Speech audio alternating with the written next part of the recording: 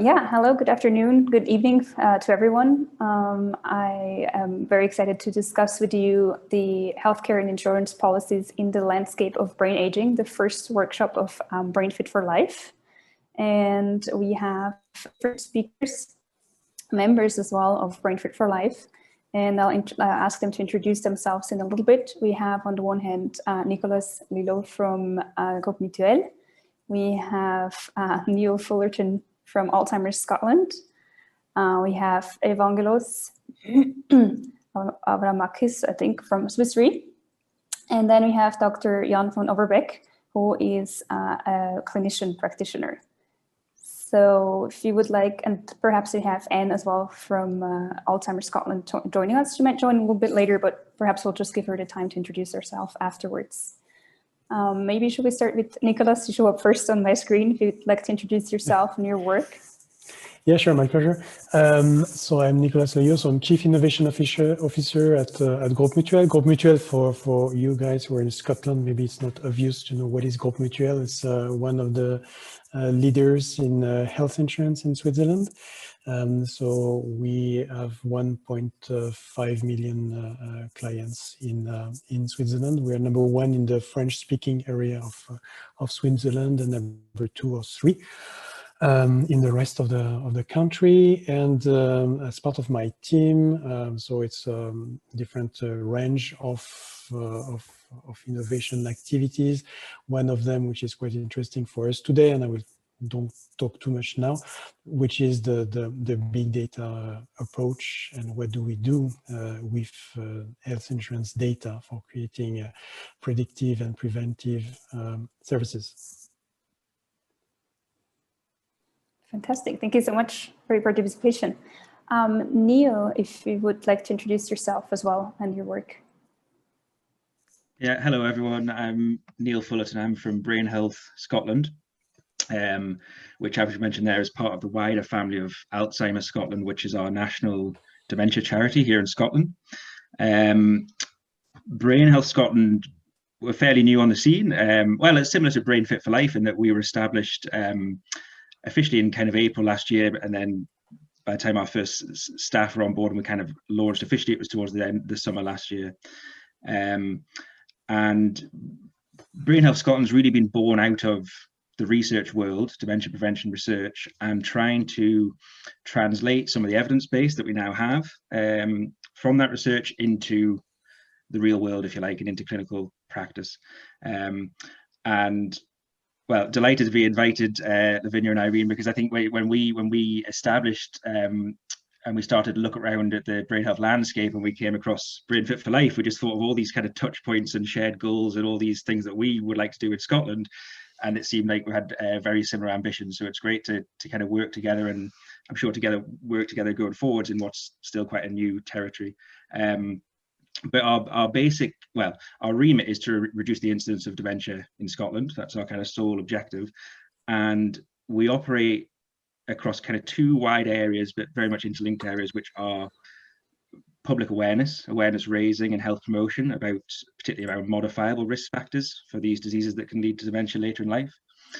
And also in a more specific clinical area, in that we are establishing clinical services, which we call brain health clinics across Scotland, which are going to be initially community-based services to engage particularly at risk populations, and they're going to focus on risk profiling, on personalized prevention plans to address risk factors for an individual, and then where applicable on early detection of neurodegenerative disease, largely through biomarkers as well.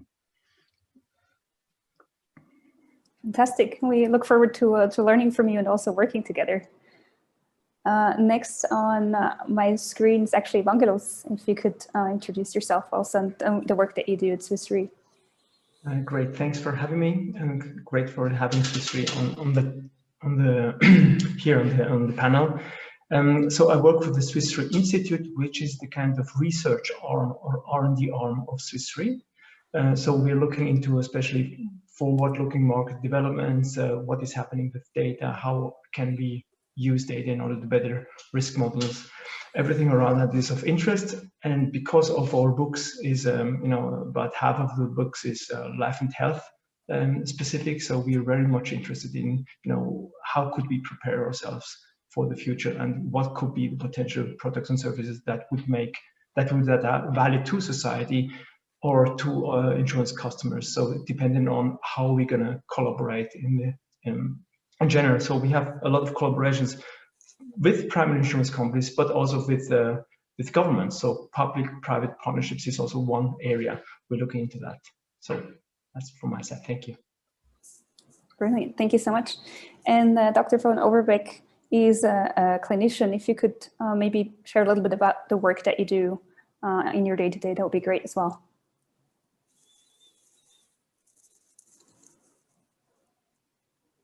I think you're on mute, actually. You hear me now? Yes, now we do. I'm a medical doctor in infectious disease and internal medicine. I worked 10 years at Swiss Re, and I was a public health officer for the Canton Bern. Now I have my own society, and I know Lavinia through a project from Bern. My interest I worked 10 years by Swiss Re, and we had the question at that time of the anti-selection, because if the client knows about it and we don't, there is a misrepresentation, and the whole calculation of insurance is then blocked. And that was at that time, there was a discussion about the genetic test, exactly the same questions. Now I'm a consultant in infectious disease and medicine for insurance and medicine. Wonderful. Thank you so much. Maybe to broaden this a little bit, and I think this is mostly for Alzheimer's Scotland, if you could tell us a bit about the work that you do, the partnership that you did with the government as well, and kind of how that came together. Yeah, absolutely. So we very fortunate to be initially funded by the Scottish government to set up Brain Health Scotland. And as I say, the initial conversations from that arose through research, through the research programs that were being led from Scotland, which were focusing on early detection of neurodegenerative disease, prevention of dementia. So I think it kind of got to, whilst that research, as everyone on this call will know, is very much ongoing, and there's a great need for much more research. I think it got to a point where we thought there's a little bit here that we can start to try and take from the research findings and apply to clinical services to complement the system we have here in the UK and in Scotland, which is one of memory clinics. So where people who may be starting to experience early cognitive symptoms will be referred through a memory clinic pathway and maybe diagnosed with dementia. We wanted to take some of the kind of more early detection and risk reduction strategies and bring in a service that really kind of sits a little bit earlier in the timeline to memory clinics and in that pre-dementia space. Do you work with insurance companies at all? Is that part of the system that you have built or that you envision in the future? We don't at the moment, so I suppose it's, and forgive my ignorance to the exact setup in Switzerland, which I'm sure I'm going to learn a lot about on this call, but in Scotland, because we have a national health service, we don't, it's not very common to have private health insurance. So all our clinical services are initially going to be launched through our national health services, which is one body to represent everyone. So it'll be fascinating to actually to discuss today and to learn a little bit more how different, I think it got touched on at the start, how different health insurance providers will be able to talk together and share, particularly in sharing data, which I think is really interesting. Yeah, I think so too. And I would actually bring this to the two representatives of the insurance companies. Like, how do you deal with data? How are new ways of acquiring data as well coming, like digital health, for example? How does that change your work? And what do we do with the data, but also how do we ensure that the data is safe? Many questions. Yeah. Do you target that to someone or? I think to you and Evangelos both. Yeah. Okay, maybe I can start, but yeah, there is something. Okay, the health insurance system is definitely different from Scotland. There is no we are semi-private solution where companies like Groupe Mutuel have the possibility to decide to go into some prevention or programs. Now, as far as I know, many of them didn't much. So the reason is that it's not in the pure mandate, the traditional mandate of the health insurance to take care about prevention. So that's it's a shame, but we are paying Bern every year for a certain amount of our business for Bern to take care of the prevention. And it's a way for the last years, it has always been a way to say, okay, we don't have to care about prevention. Things are definitely changing. Most of the health insurance, especially in Sweden, are considering prevention as not only a topic that they need to address, but also a way potentially to attract new customers. Now we have to consider that in Switzerland, it's a zero-sum game. So sometimes the clients are moving to another company, and there are something like 65 or 66 health insurance company in Switzerland.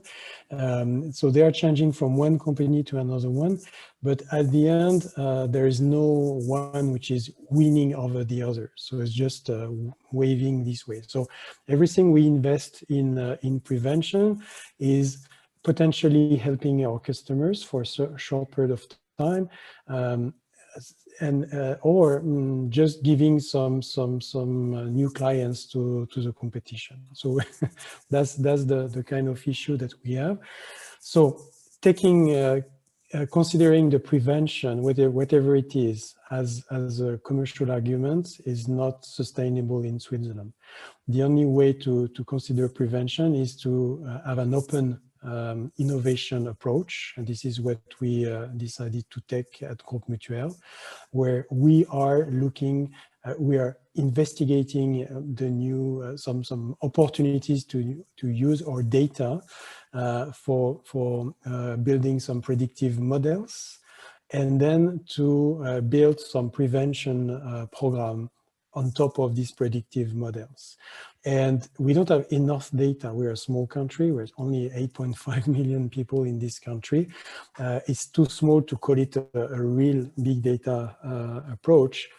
And we are definitely seeking some partnership with other health insurance in Sweden or in Europe for building better healthcare system, better healthcare models, so predictive models, I would say. Maybe a quick word about where we are in our work, because we just identified that we are maybe leading Europe in this domain in terms of using the healthcare data for building these predictive models.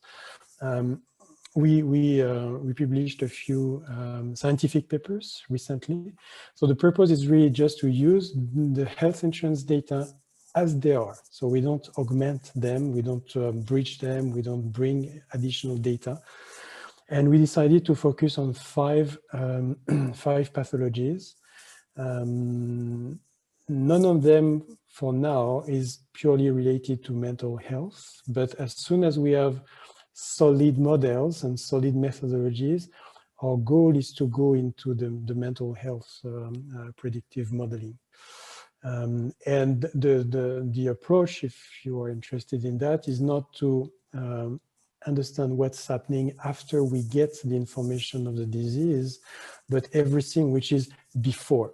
So we know we have a certain date where there is, for instance, the Alzheimer official declaration. Then the idea is to check the full life of the person, everything that we have about this person, just to consider what could be some indications for us to make a smarter prevention and to send this person to a specialist maybe a few months or a few years in advance. So our objective is interested as well. I mean, we're interested in this because the sooner we bring the person to a specialist, the lower the cost, of course. I don't talk to you about the human suffering and everything, but for pure health insurance. It's how can we cut the cost by sending someone who has a risk, which is very starting, and to send this risk as soon as possible to the right specialist. And we think that for some pathologies, not for all the pathologies, that it's possible to detect this very low signal from the health insurance data and to trigger some actions. If it's not individual actions, because we don't have the right accuracy in terms of modeling, at least it could be something which is a cluster of people that are above 60% or 70% risk, and then we can organize some actions, group actions, sending this group of people to a specialist within a kind of marketing activity or something like this. The risk is if we go very precisely to one person, and this person is visiting a specialist, and we tell them, oh, you have a risk of developing Alzheimer, and finally they come back from the specialist and say, no, the specialist has said no, Groupe Mutuel is just inaccurate. That's something that we want to avoid, of course. We don't want to create some anxiety to people. So the idea is really to, at a certain point in time, to go into a group action where we market it, or we encapsulate this into some kind of marketing activity. And if the person are going back from the specialist with a negative diagnosis, that's good. I mean, to as part of the marketing action, you're safe. Thank you, Groupe Mutuel, for sending me to the specialist. That's the approach. So we are definitely not at this later stage. There are a lot of questions that we ask ourselves. How do we approach the people? How legal are we? What do we need to do in terms of data protection as well? Do we need to create a separate entity for managing these kind of activities, because we have a FINMA and the official BAG OFSP behind us. There are many questions that we didn't even touch yet. We're just at the beginning of building the models and validating, is it something that is making sense in terms of for health insurance to leverage the data and build some predictive model this way. So it was a bit long. I'd like to make some comments on that, if you don't. Yeah, go for please. it. Yes, please. I worked a lot with healthcare insurance in Switzerland, and I don't believe that the prevention is on the agenda of the business people of the insurance. It was not, definitely not. Because if I make a program for preventing diabetes or Alzheimer and so on, what will happen is that the people will know that, and as an insurance, I will have a bias, and they all will come. So for healthcare insurance, it's not the right way they can participate, but the anti-selection will be for the CEO, say no way. So for our type of system, it has to be a fund made by the state, by the Office of Public Health, because then it's neutral. And we have, as insurance, to collaborate with them, but we cannot, within one insurance, promote that. Now, from the life insurance, from the reinsurance, there is two kind of, the actuary of life insurance make the calculation on retrospective data. What they're interested in, that's one interest. And usually they are too late because life is quicker than the data. And the second thing the insurance will do, they will make sure there is no anti-selection. And if you send people to the doctors who make an Alzheimer test, and he is very reliable, which is not the case for present, but if I'm the insured and if I have Alzheimer, I will have possibly I'm going to take a life insurance because I will die soon. If I have no, I will take a pension because I'm listen late. So I have to know, and the insurance has to know, otherwise there is an anti-selection. And that is the main interest of the insurance. And it's obvious because it's a business model. And that's for this reason, the prevention and the research should not be linked to insurance company. They can participate yeah, in data, but they don't have to have the lead because they're biased. Exactly, and this is why, for at least for Groupe Mutuel, we decided not to. It's absolutely not related to any actuary work. So we don't use. I mean, we are not in the stage where we can use it for actuary, but it's definitely not in the statement. It must be totally separated, potentially generating some new profit-making prevention services. We don't really know, but there are some business models which are possible where people are paying for getting the prevention. But that would be a totally different business than the business of insuring people.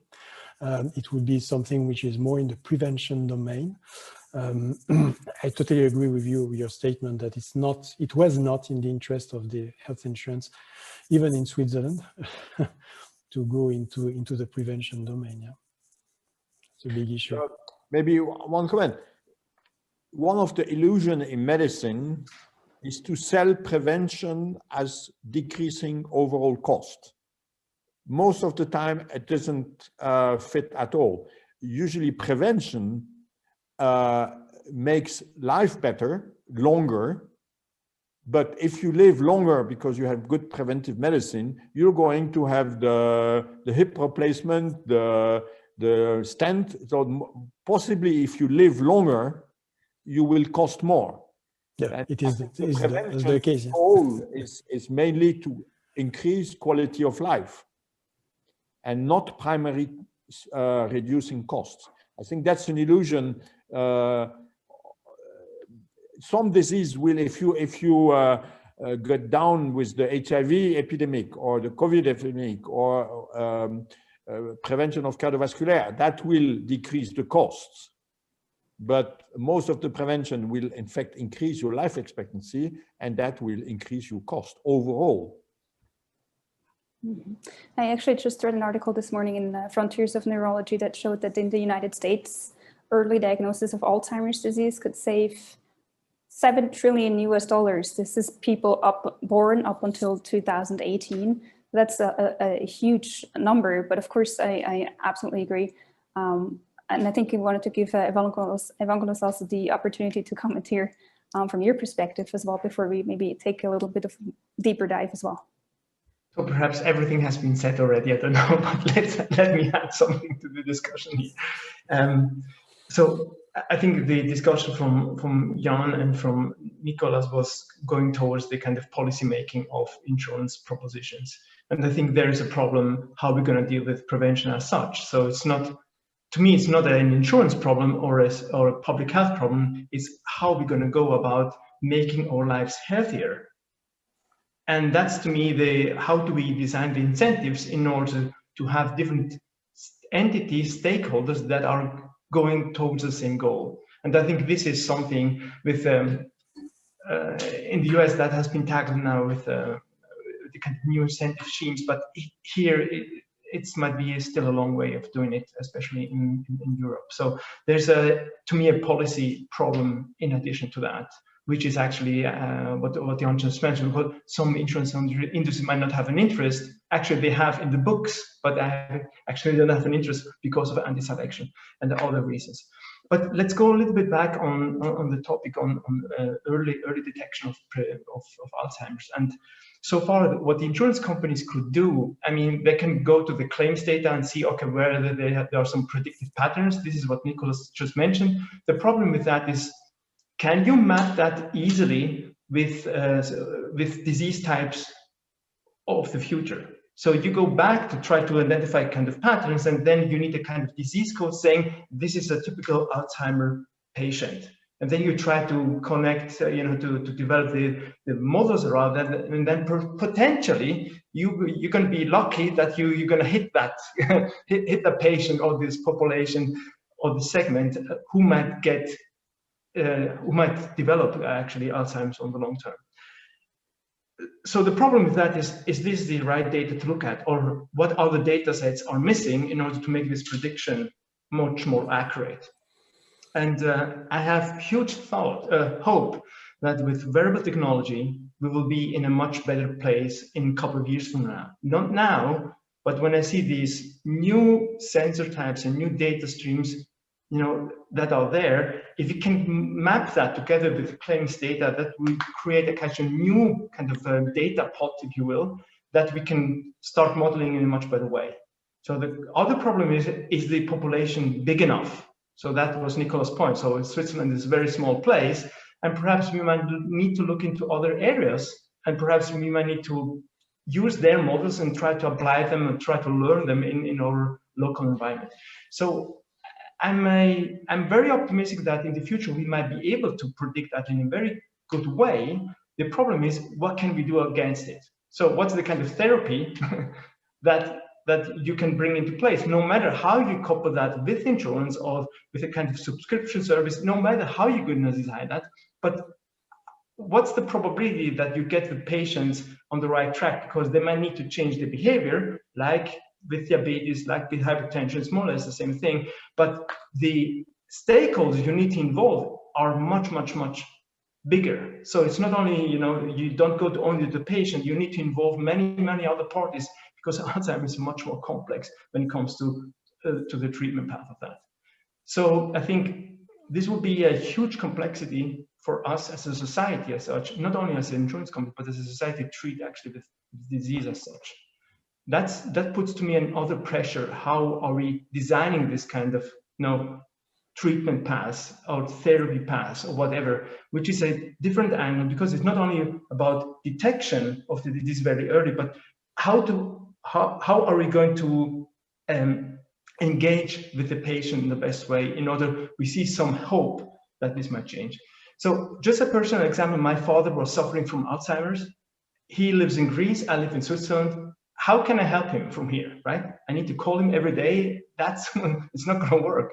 So I think, although we might have detected it very, very early, it's very, very hard to actually to make these changes happen. No matter the distance and the engagement, the nearness is something that is very, very important for the social environment. So we have insurance, we have social environments, we have governments, we have everybody on board, and how to align all the stakeholders together in order to try to make this happen. That's going to be a huge, huge challenge, obviously. Yeah, I fully agree. And I think Alzheimer's disease, I think, as you say, there could be easier diseases to start with for such modeling. I think one of the big difficulties of Alzheimer's as well is, when does it really start? Do we tell patients as soon as we detect pathology? They might never actually get demented. So, it becomes an ethical question. Do we tell them? Do we, when do we start engaging? When do we start treating them? What are, the side effects as well of potential treatments? Or when do we start screening? And I think the other aspect is, how do we define healthy? Because if you don't have a healthy baseline, it's also, then when can you tell it's not healthy anymore? And maybe, Jan, if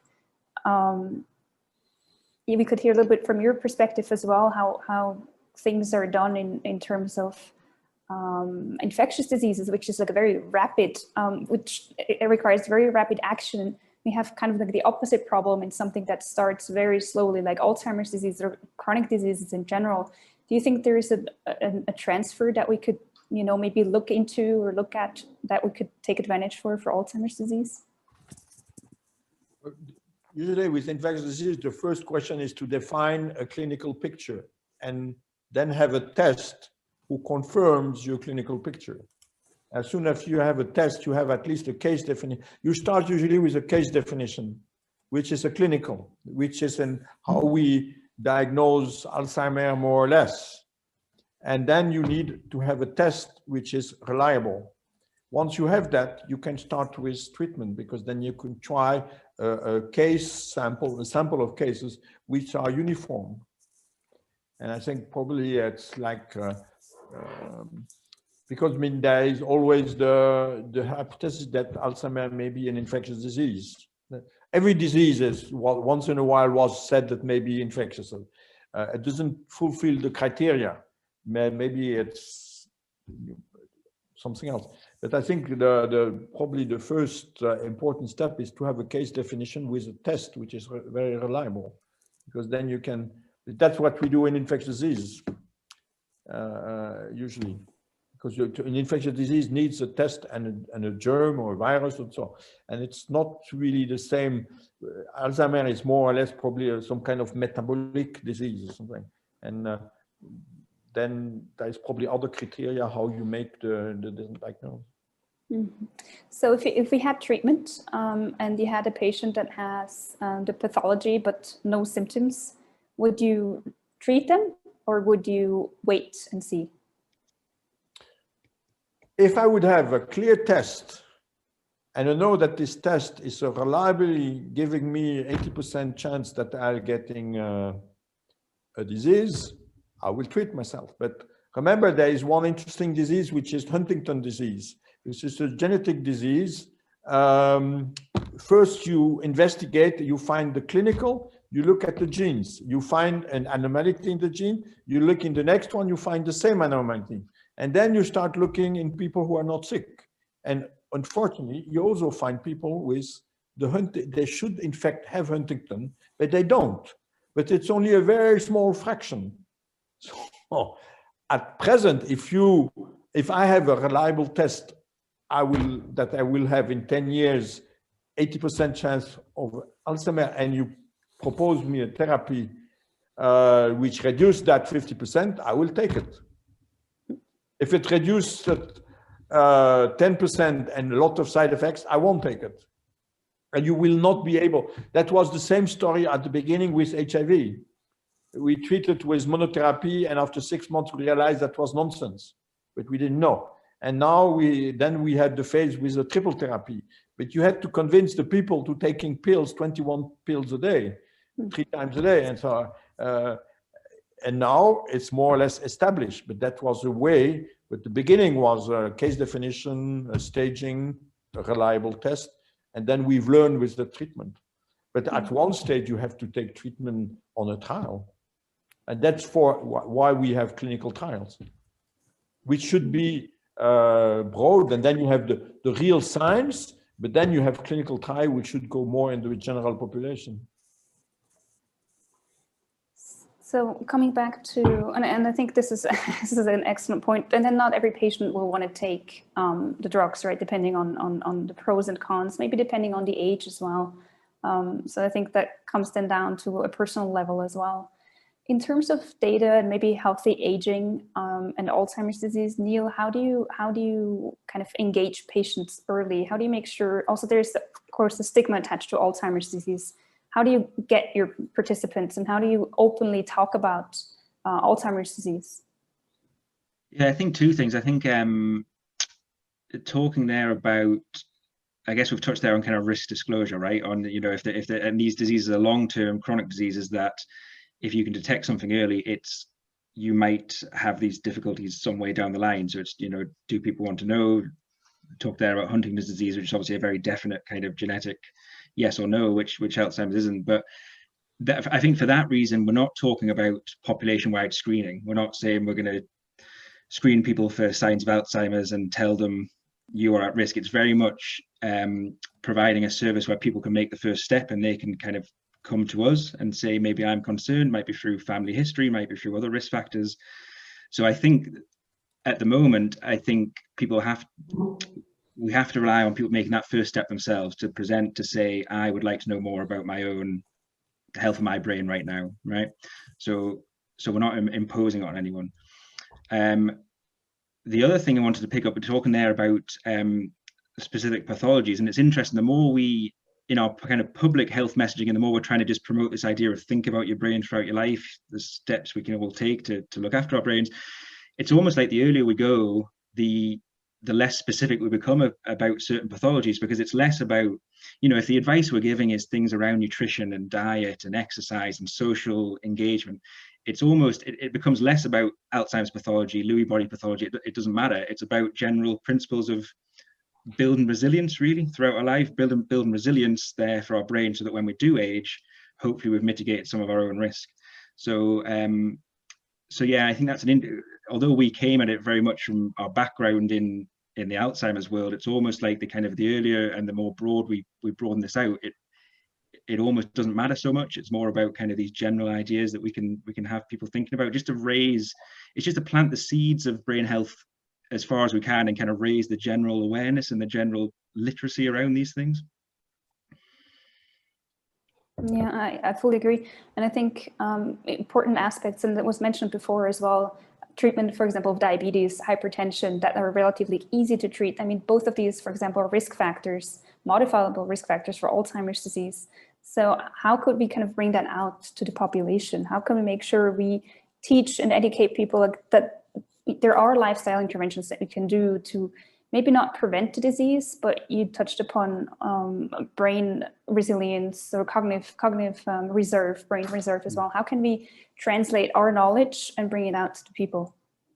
Yeah, I think that's the stage we're at, because as we all know on this call here, we don't have disease modifying therapies. So we don't have, if we detect disease early, we don't have drugs. So what do we have? Well, we have evidence that addressing certain risk factors can decrease risk. So manage diabetes well, manage other comorbidities well.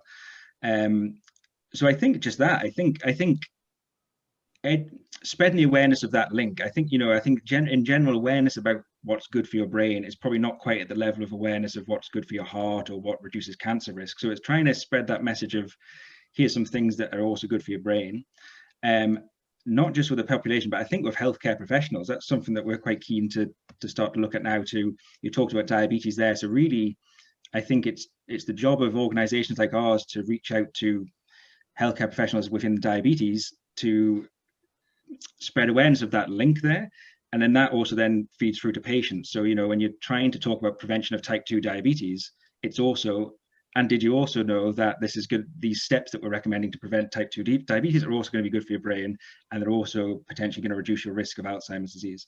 So it's hopefully that makes sense. It's seeding these brain health ideas throughout the general health messaging that these are also things that are going to help your brain long term, because we know from survey after survey, we know that neurodegenerative diseases like Alzheimer's disease are among the most feared, if you like. If you stop someone on the street and say, what would your health fears be as you age, Alzheimer's disease tends to be number one.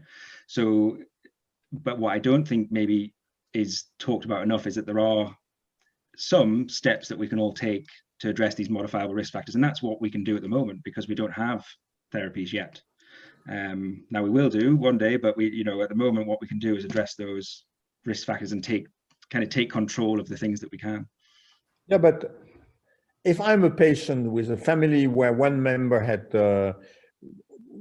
quite obvious Alzheimer's disease, I would be very interested to have a diagnostic test to know and plan my life. Mm-hmm. Yeah, I want to know if I'm doing this or I to do testament, because life expectancy is pretty short afterwards, usually, when it's real Alzheimer's. So I want to test to plan my life.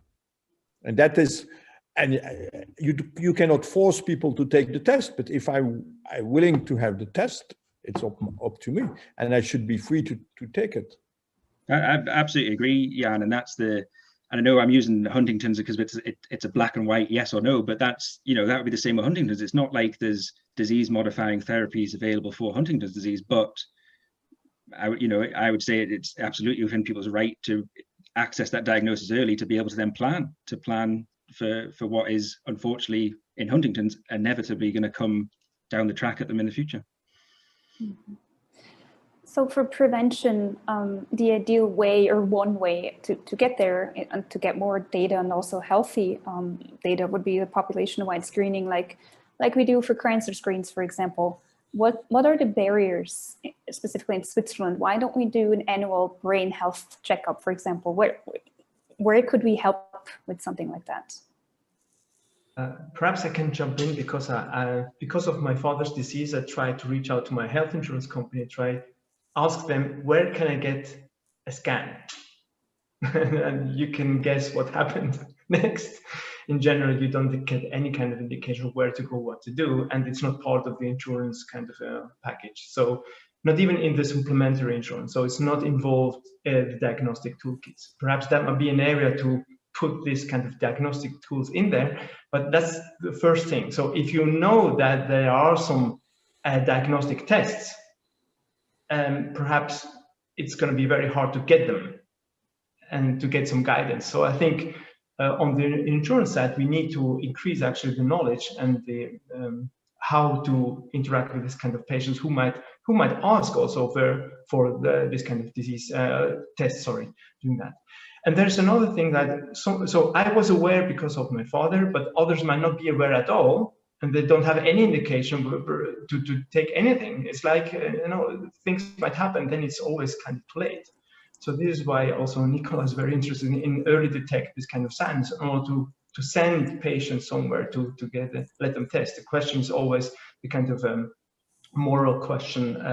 Should you do that? How far can you do that? But we as an industry, we are not really prepared on this kind of, treating patients and helping patients to get from A to B to C. We are good at paying bills, put it very, very simplistically. We are very bad at, taking care of patients. And that's, to me, a question: how should actually the industry change their understanding and their role? And this is actually another topic. So maybe a specialist Alzheimer's disease clinician as well, Bogdan, who's also part of the organizing committee of Brain Fit for Life.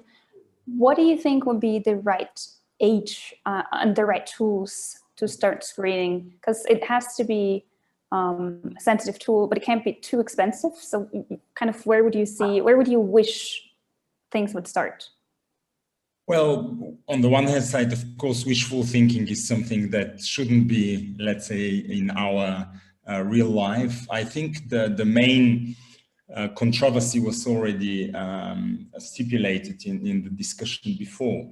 I think ethically, at the current moment, when we don't have a treatment, it's not correct to offer screening tests because, it was very clearly said beforehand, if I cannot offer treatment for this disease, why should I screen? Of course, this is not, let's say, the position as a clinician seeing patients with dementia to say, well, we don't have a treatment, why should we bother and detecting this early? It's a very clear evidence in the literature that if we have the diagnosis, even of such a condition like Alzheimer's disease, it increases the safety of an individual plus the surrounding community. That's absolutely clear. That means it's already one argument that is a clear case. If there is the wish or the suspicion of dementia, to clarify this. Then the other aspect that I like very much in terms of English wording that also Jan already said, this is the aspect of timely diagnosis. Jan wants to know it. I don't want to know it. That means this should be indeed tailored, in my opinion, to the wish of the individual in all its aspects, ethical, emotional, financial, anything. Then I would put on the table two questions that eventually all of you can discuss. These are use cases. The one use case is a real case. A colleague of mine, I'm a clinician here at the University Hospital in Lausanne, had access, of course, provided to a data warehouse of also University Hospital.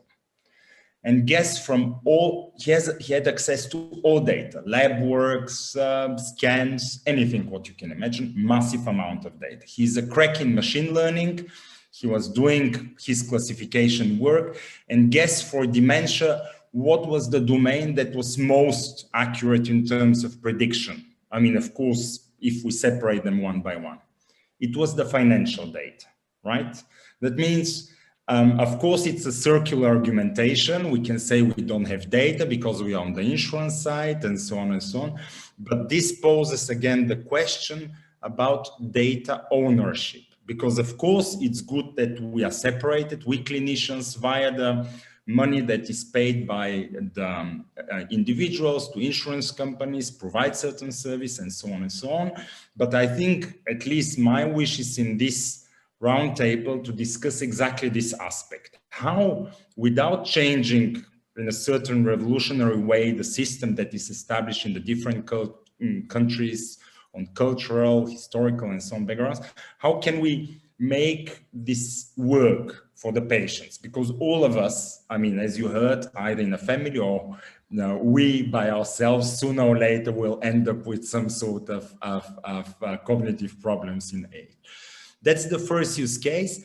And the second use case, we don't have to go now in concrete examples, but one company is awaiting now an FDA approval for drug modifying, for disease modifying drug. Let's hope this will happen. Good for the company, good for also the individuals affected. But then we have a problem, because first of all, it's clear that policymakers will reduce let's say, number of individuals, not in terms of number, but of the ones who are going to get this treatment reimbursed. That means it will be a very specific subgroup of patients with cognitive decline that will be not subjective cognitive decline, that should be somehow objectivized, but we don't have the test, as we said, that will tell us this with 100% accuracy. And there will be a lot of disappointed patients. That means who will get, let's say, the whole search of people who will hear, well, eventually there is a disease-modifying drug, and I had an uncle, a father who had Alzheimer's disease, I want this drug. But then there will be the restrictions from the side of policymakers, insurance companies. They'll say, no, you are unfortunately either too early, you have just subjective cognitive complaints, usual tests cannot detect a memory complaint, or you are too late, you're already too advanced, tough luck. You see, these are the two questions that I would have. First of all, data ownership, who owns the data? Because I am convinced the patients own the data, neither the hospitals nor the insurance companies. That means, how can we make that there is a flow of data that in the sense of for predictive models, etc. And the second point is, how are we going to manage ethically, but also financially, this potential of disease-modifying drugs for Alzheimer's disease coming on the market? Thanks. Thank you so much. Who would like to go first? So on the data access and data exchange, I mean, we have not, especially in Switzerland, there's no way we can exchange data. So very basically, it's not like in the US where you have Epic and then you can try to connect the dots between different providers. So we are far away from this kind of environment. But at the very end, we need a kind of neutral entity, if you will, where we can send the data and then the data gets accessed. But let's be honest, everybody's protecting themselves. Everybody is not willing to share anything. And this will make our lives much, much harder, right? That's the reality.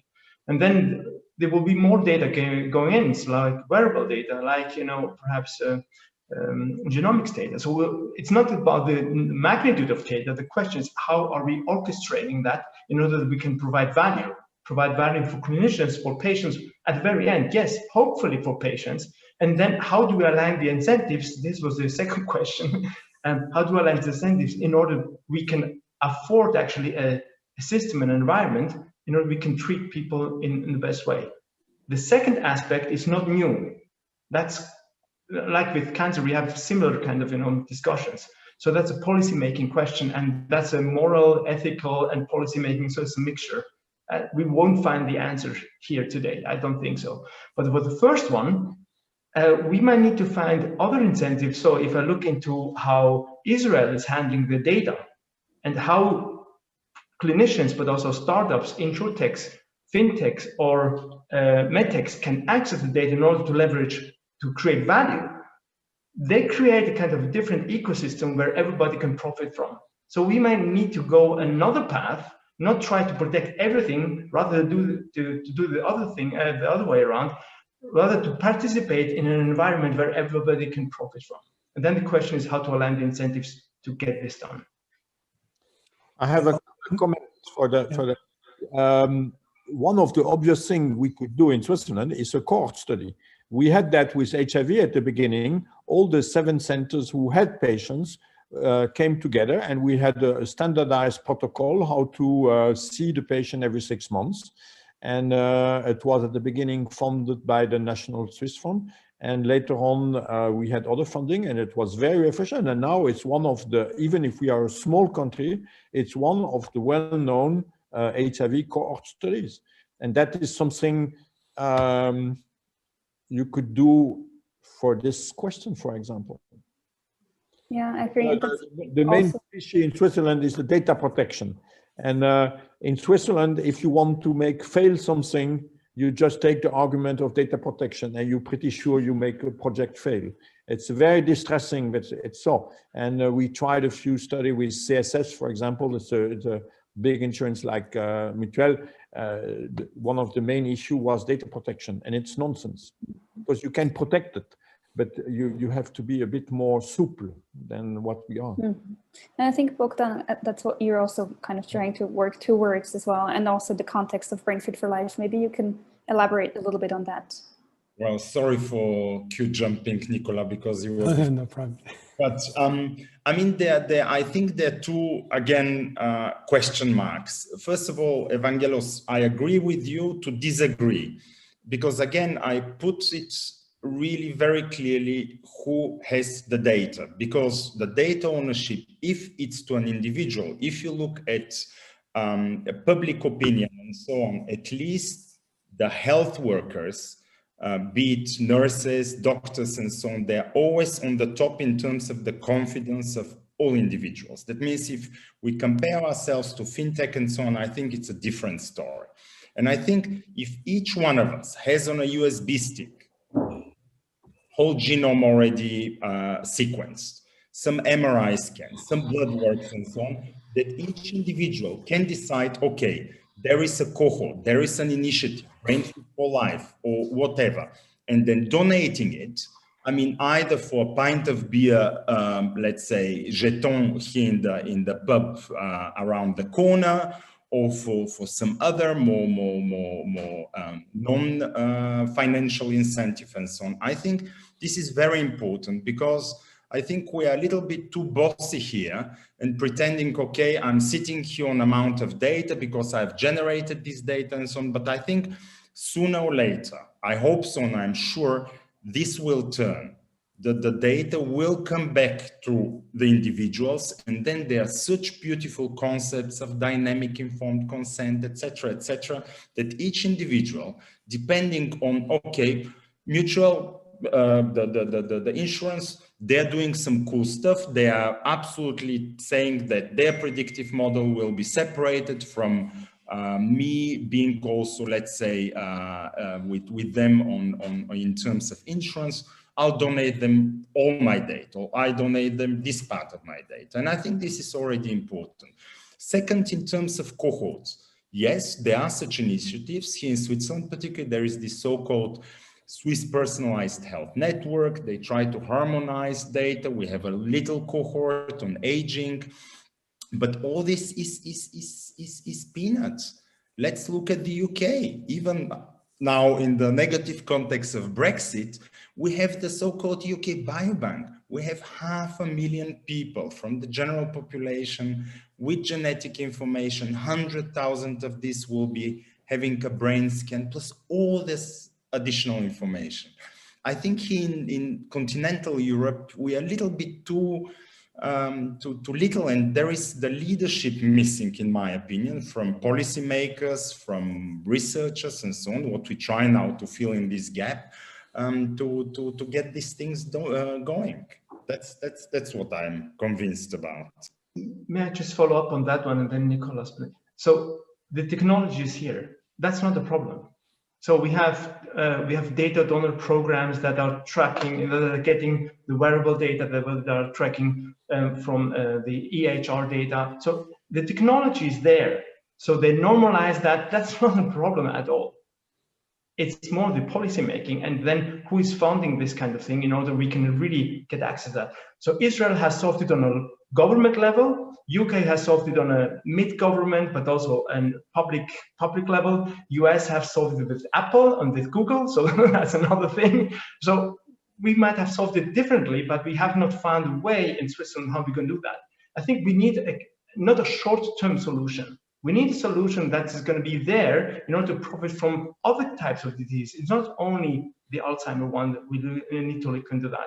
We need to create this kind of environment where we create the trusted environment that patients and customers can share the data in a very secure way. So that's my last. Nicholas, please. Sorry. Yeah, sorry. No, I just wanted, I fully agree with you. And maybe the way that you mentioned, the Swiss way is maybe the confederated way. And I don't believe in the centralized government, Bernish way of managing this topic. And I just wanted to share what we do in our case. The case is that we not only take our work, our data science work, as a data science exercise, it's also a way to list and to start tackling all the data privacy, anonymization, everything on the way as we go. And we started this project close to 2 years now. The first thing that we decided is to decide on the process. What do we do in terms of anonymization? Who is owning the data? And we agreed within the company, purely within the company, that there are some owners, there are the insurance guys, they are owning the data. And we, the data scientists, we are just clients. And everything that we receive from them is purely anonymized. So we decided to apply to ourselves the most strictest policy that we could investigate, just to see where we could go with this kind of very strict policy. Are we limited in our data science if we have these kind of restrictions? That's the kind of questions that we really want to address internally, and the answer is no. So we can make a lot of things in terms of modeling within the scope of anonymized data. Then the second thing that we discovered is that definitely everyone wants to own their own data, and we the first. We don't want to share the data with the SCHUV or Zurich Spital or whatever. It's our own data. We keep them for ourselves, and they are very valuable. Who is owning really the data? Are they the patient or the insurer? Today we don't know, but it's something that we still have in the question marks. Then what is coming on top of this question is, if we model or if we vectorize the data, who is owner of the vector? Who is owner of the model? That's another question that we need to address ourselves, is the result of using data that maybe we don't own, but do we own the work on top of this data? And that's part of the exercise that we're doing as well, is just putting that on the paper. We don't have the answers, but we definitely need to ask ourselves the right questions. And then finally, to go back on my confederation idea, is the way we are, the project is also a way for us to investigate some technologies, like Evangelos just said, is that the technologies are here, and we're starting to investigate, for instance, the zero knowledge computing platforms, where we can calculate, we can modelize data with someone else, which is keeping, and this someone else is keeping their data. So, for instance, there are the SCHUV, very granular and small data, medical data, and we have the more metadata in the insurance. Everyone is keeping their data, but we set up a platform, which is zero knowledge computing, where everyone can work with the data from the others without exchanging, without knowing the data. So the technologies are here. They are pretty emerging still. There are some startups and companies who are providing these kind of technologies. And part of our activity is to test these kind of things, because our vision is more a confederated way, where everyone is, there's no Bern decision on managing all this data. Everyone is owner of their own data, but we just collaborate in a very safe and policy-driven way to collaborate. That's our approach. And once again, our activity is purely to investigate all these avenues, just to be ready for the future. Thank you so much, Nicholas. I think Jan wanted to comment, or did I misinterpret that? No. Okay, fantastic. Neil, can I ask you, do you collect data and how do you deal with this question, or how is it regulated? Yeah, in theory, because we have one, everything goes through our National Health Service, and that's where the data sits. In theory, it should be easier. Now, in practice, it's not, and we have the same problems with data protection and data sharing. These, I think, when I introduced our kind of clinical services that we're building, these are things that we're working on now, and we haven't got the answers yet. We do, we will collect data, and we want to do that in the most useful way possible. But it's, as everyone knows, there's lots of avenues to go through there. One way is obviously to collect data in a research sense. So if you have someone coming into, even if it's a clinical service, if there's informed consent to a research register, let's say, then as long as they're fully informed, someone could let you hold that clinical data as part of a research register. So that's one way of doing it. But ideally, you'd want access directly to clinical data, especially when it comes to building risk algorithms, which we've touched on a few times there. Bogdan, I love your idea of everyone having their data on a memory stick and being able to give it out as widely as possible. That's a great vision for the future. I'd love that. And we did some survey work asking people how they felt about the use of their data and interest, and overwhelmingly people were happy to share it, but it depends with whom. And I can see things popping up in the chat box there about Facebook. Now, we didn't ask about Facebook on ours, maybe we should, but I'd be interested to hear from health insurance providers, because we basically found that people were very happy to share their health data, A, with our National Health Service, B, with universities, actually. And then as you start to go down the list, we asked about charities, people were a little bit less keen. And then when you came to private for-profit companies, it obviously drops right down. So my experience has always been that people are very, very happy to share their health data. A frustration, I think, we have to be very careful, obviously, about using data. And I think in a way it sometimes puts up more blocks than are needed. I think because we tiptoe around a lot about using data, whereas actually when you tend to ask people, they tend to say, yeah, have it, but that drops off once it comes into that kind of private company space. So I don't know if anyone has any similar experience in Switzerland, if it's, from the public, is that a same kind of mentality that they would be wary of sharing their data with companies as opposed to with non-profits or with the actual healthcare provider?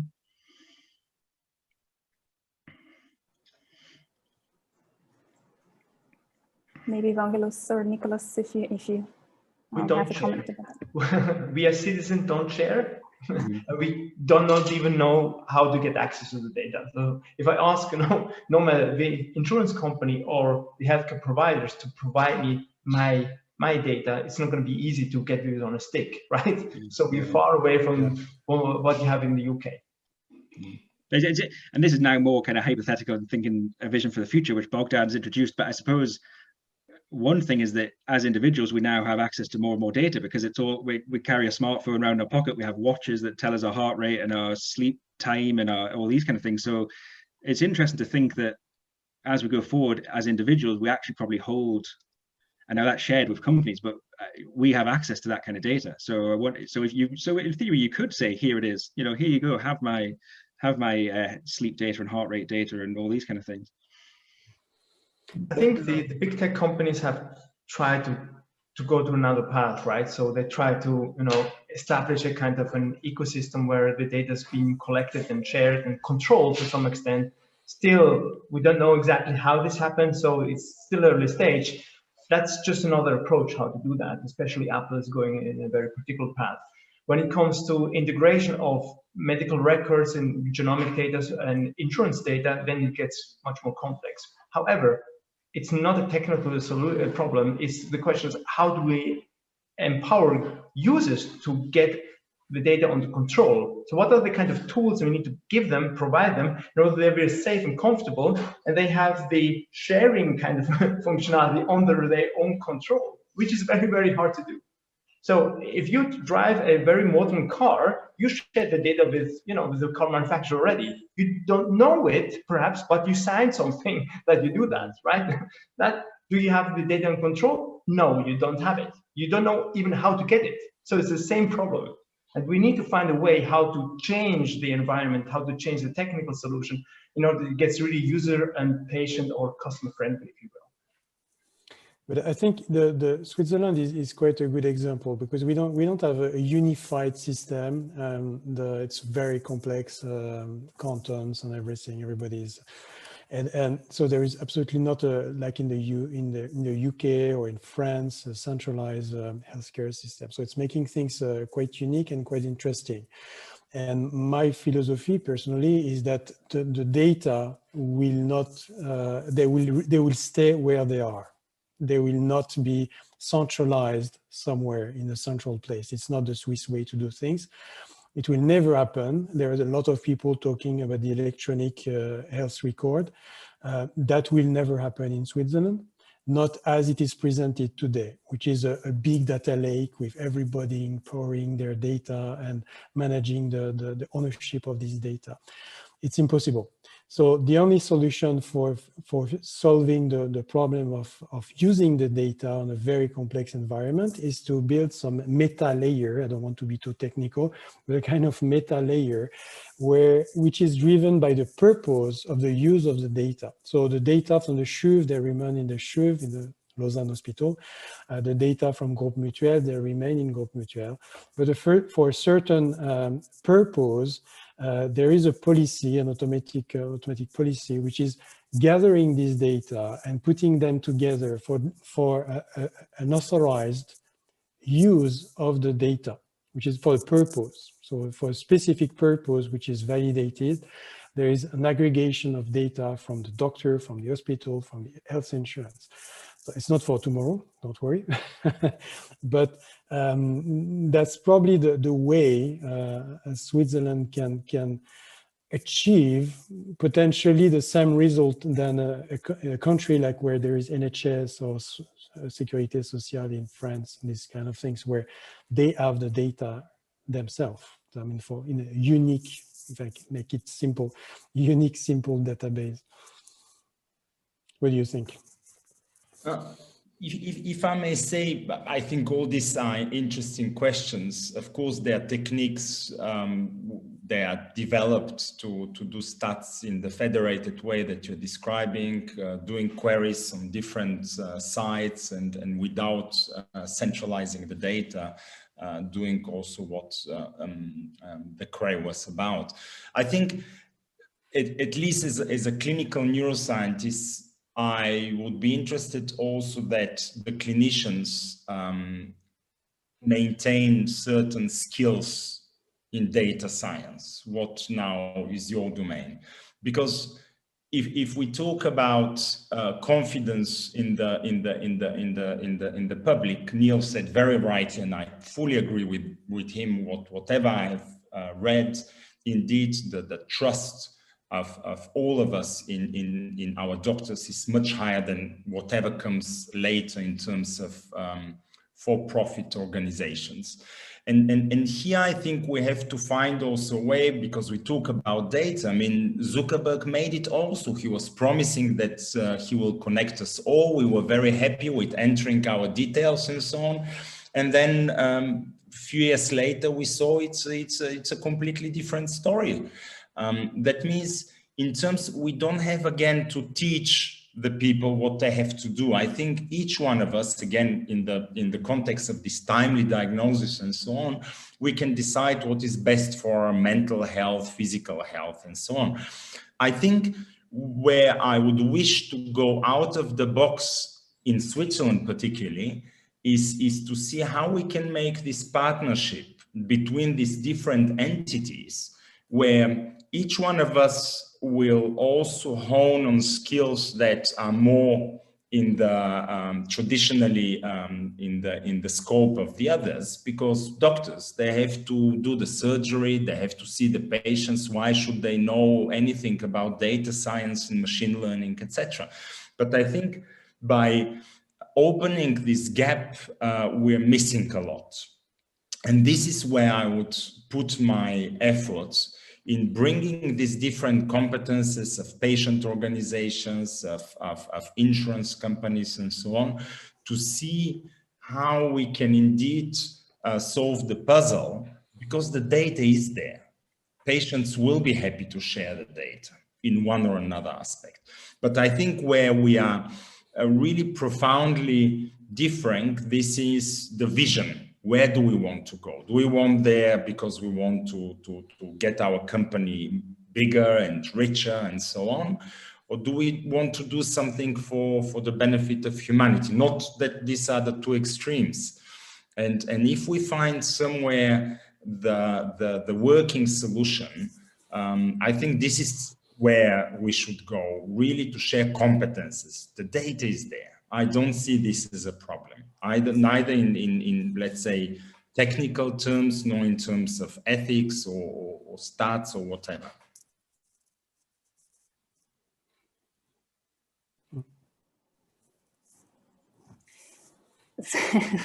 A lot of good answers and questions.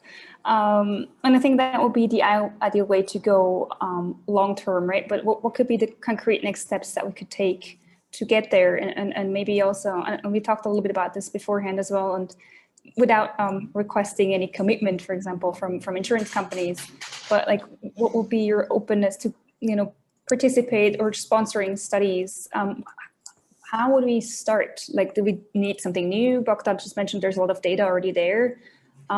Is this something like large scale? Should you start with focused projects? Should it be preventative? Should it be disease related, interventional, observational? Like, where do we start? What would be the best, most logical way? And Nicholas mentioned it's a small country. We need more data. How much data do we need? Do we have enough? Is Switzerland big enough?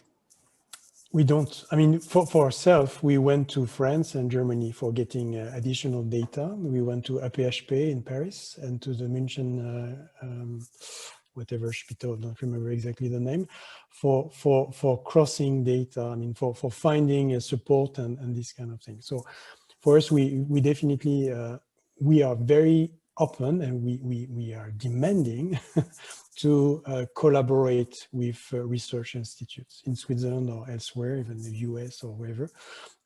We are looking for these kind of things for building better models. Today we have pretty good results in some pathologies like Helicobacter pylori, which is a discrete disease, and we are pretty confident with accuracy, which is more than 80%, that we can predict Helicobacter pylori 3 years in advance. So it's pretty good results. What we don't know, because we didn't think about it yet, is for Alzheimer, can we do the same thing? Is there some patterns, some things that we can use in our data that would help us to go in this? Honestly, we didn't work on this mental health aspect yet, but we are very open to work on that quite soon. Fantastic. And then what kind of studies or what kind of data would we ideally tackle or start with? And maybe Evangelos, and you mentioned before as well, there's a lot of incoming data as well now from wearables. I think one of the challenges there is still try to make sense of what it actually means, what those data mean. But what would be the ideal way of kind of coming together and create such a study or such a data collection? So there's one question: where is actually the data? So who's collecting them, and can we get access to that? That's exactly Nicolas' point, where we have to some extent clinical data, let's say, or insurance-related claims data. That's the other thing. But there are other data sets now in terms of physical activity or environmental data or sleep and nutrition data. So I think there's a lot of things to be considered that might be there or might not be there. So the question is, to me, how can we create a kind of environment where patients or where the environment is kind of safe, that people should not be threatened of? Because we want to provide a kind of model in order to treat patients very, very early, in order to treat them better, whatever. This should be the ultimate goal. that's to me the incentive question at the very end, what we do with it. Can we provide a kind of new insurance stream for insurance companies? Can we provide another preventative kind of service, which is an add-on to a kind of supplementary insurance? I don't know how this might look like, but that's to me a second question. So first question, is this of interest from a risk appetite perspective? This is always the kind of insurance question. And if it is one, how can we get together in order to try to derive the right insights with the right data? And this is to me, start small, start with many, with the small kind of entities in order to define what you need, how you can get access to that. And that might be more difficult here in Switzerland because we are so small, but this might be much easier, I don't know, going into the Asian world where we have a lot of other data where we can start modeling in a much more convenient way. I don't know, it's to me a question, if this is a problem, what do we exactly need and where can we get access or get started? And if the population is too small because we cannot even start modeling it, we might need to go in other areas around the world where the data is there and try to do something with it. I just mentioned before Israel, they have 30 years and 30 years of of the EHR history, so it's interesting to look into that one. They might not have wearable data because this is a very new kind of development. So I think it's possible. So we should be more. I think we should try to do that the best possible.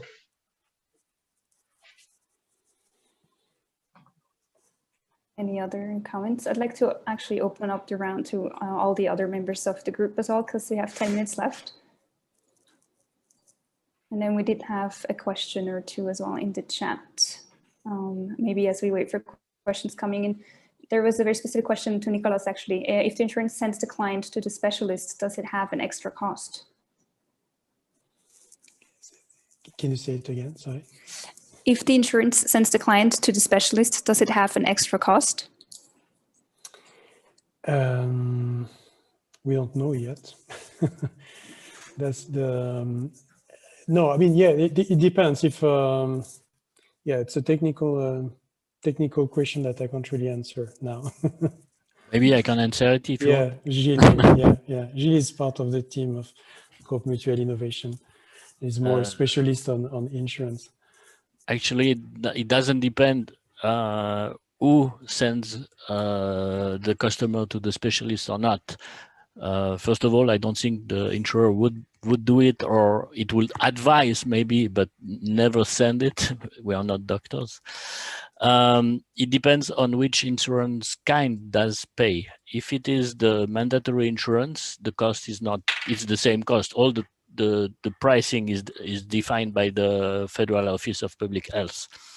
If it's paid by the for the optional or complementary insurance, there they have a margin discussed within the contracts we have with the hospitals, doctor networks, and so on. So. But this is today. So I think what we need to work on is the future. Everything, if we have some good business case, use case, if they serve the patient positively, if we have the right models on everything, we can go and pitch Bern, the BAG and the OFSP or the officials for making trials, for opening or for adapting the reimbursement system. It's just a question of demonstrating that we deliver value for the patient. That's the only thing. It's not next week. What Gilles is explaining is today, and it's perfectly accurate.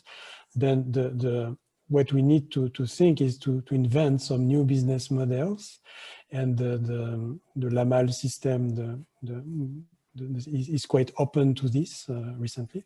So we have to build things that we will have to pitch, and this is for the future. We are building things for the future, I think. It's even the business model. So the reimbursement is situation today, but we need to consider what we want to propose to the authorities as a reimbursement system. We need to demonstrate that it's working for real. But I think that's really excellent. But the question is, how real is it? Because I was looking again to be sure on OECD data on prevention. It's 2.5% of all costs that are put in prevention, and the lion's share there is on infectious diseases, and you can imagine such a small fraction on something that is such a moving target like a cognitive decline, right? Because it's so individual, it depends on so many factors like your education, which unfortunately depends also on the socioeconomic status of your parents and so on and so on. If you're a male or female, I mean, it's really, I think, I'll give you another example. Maybe you have heard of this colleague neurologist also in the Netherlands, Bas Bloem. I met him many years ago in London, where he was just one of the plain very bright researchers. Then he went back to the Netherlands, and then he established a network for Parkinson's disease patients. I was asking him how he did it, and he explained to me, you know, Bogdan, the Trojan horse were the physiotherapists, because of course, when he was very motivated of changing indeed the culture in a country, the medics, me included, said, "Yet, I mean, too complex, data protection, specialists, and so on." And he indeed made the case at a very simple level of benefit. If physiotherapists start doing the proper therapy for preserving the stability of gait and autonomy of the Parkinson's patients, rather than doing the massage, then showing how much less hip fractures and so on they're there, that have a fixed cost, and then you make the case. And then, of course, step by step, you go up, then you convince people that you need more data, then you need a certain standard, not only for physiotherapists, but also for doctors and so on. And I think here, ideally, we should build also something like this. I mean, there is this network of the Swiss memory clinics. There are certain standards. It's a very sort of strong organization. It's very good, but it's a very poor organization in terms of support. And politicians, if you say cancer, if you say stroke, boom, from 1 minute to another, okay, cancer with a certain latency, but it's dramatic. It changes your life from one day to another. Dementia takes 5 years, 10 years.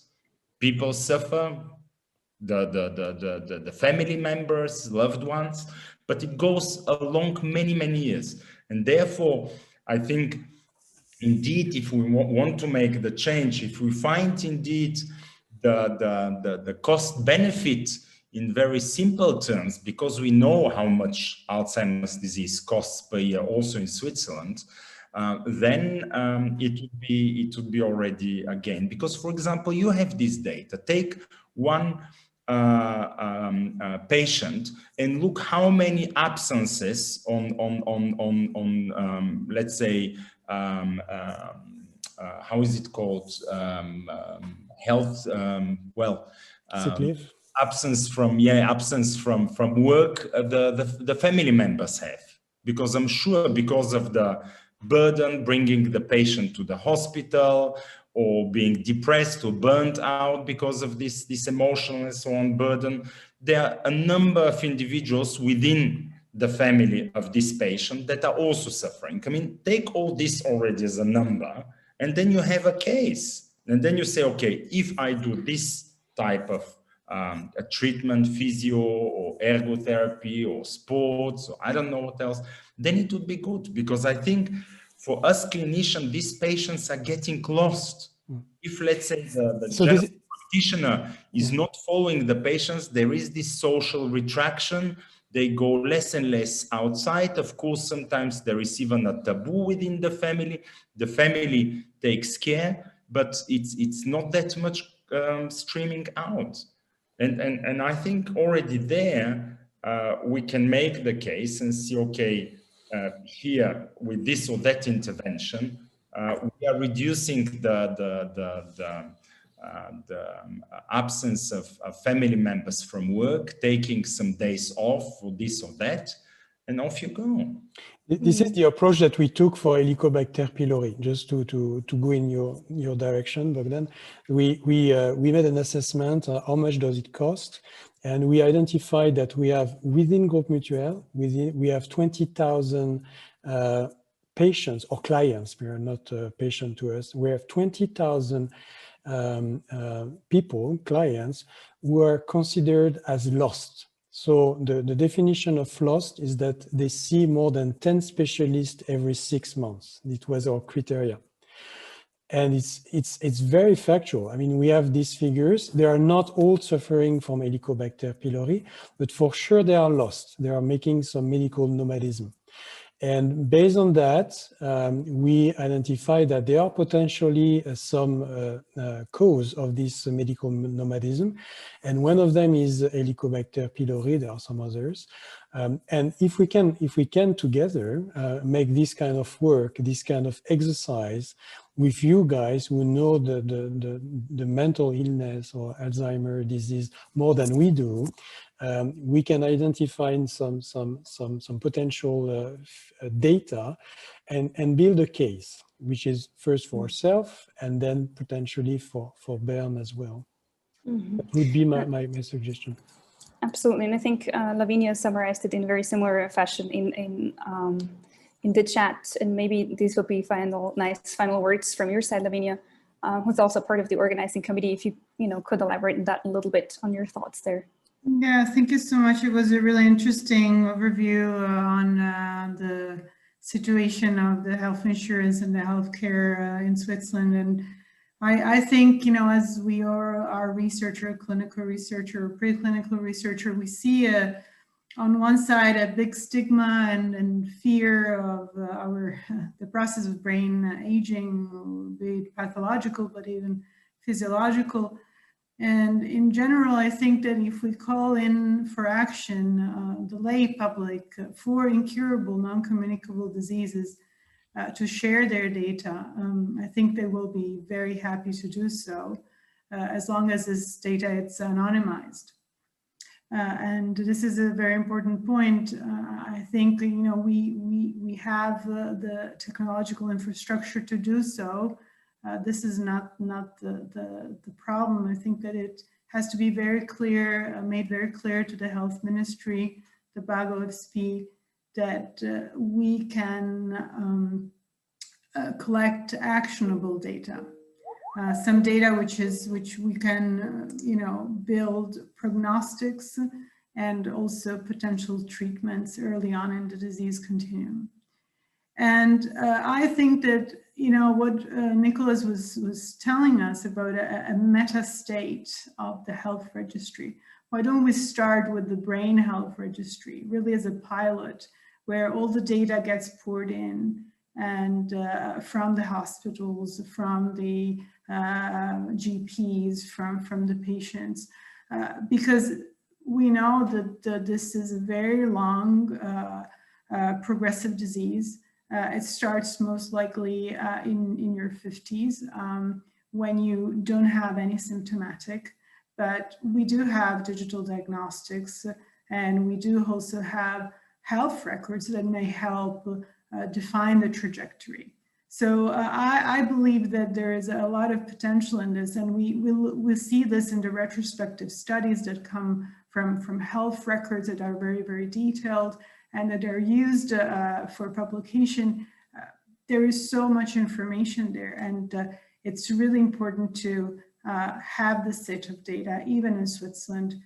We know that Alzheimer's does not have geographical boundaries, but we know that maybe in Switzerland, with a very good infrastructure we have, we can make inferences and we can make this data useful for the public. And this is just what I wanted to wrap up with. And of course, I thank you, Irene. Maybe you want to just close in with these remarks. Yeah, thank you so much. I think that summarizes it well. I think Switzerland has all the tools. There are advantages of being a small country as well. We're all connected. And I think this is the beginning as well of us trying to really take this off the ground and look forward to your help as well. I'd like to thank all of you for your contributions as well. I think it was a very rich discussion. I think it's a starting point or multiple starting points that we discussed today, and I think also barriers. I think Switzerland is a very peculiar country with different personalities, but I think we have all the tools available. So I thank you so much for your time, for your contributions, and then I look forward to the next steps. Thank you so much. Thank you, everyone. Bye-bye. Bye-bye. Bye-bye. Have a good evening. Bye-bye.